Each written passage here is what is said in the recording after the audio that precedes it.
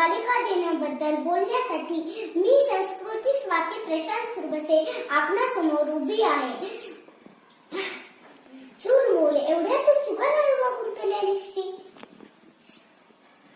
जिला देभाऱ्या स्थान पण वागणूक मात्र शूद्राची अशी ही स्त्री आज मात्र प्रत्येक क्षेत्रात पुरुषांच्या बरोबरीने काम करताना पाहतो. ते केवळ सावित्रीबाई फुले यांच्यामुळेच. सावित्रीबाईंनी 1848 मध्ये मुलींची शाळा पुणे इथे उघडली.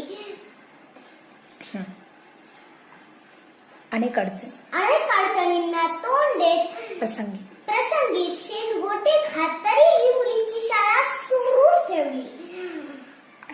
अशा या थोर श्रीमती सावित्रीस माझे कोटी कोटी प्रणाम.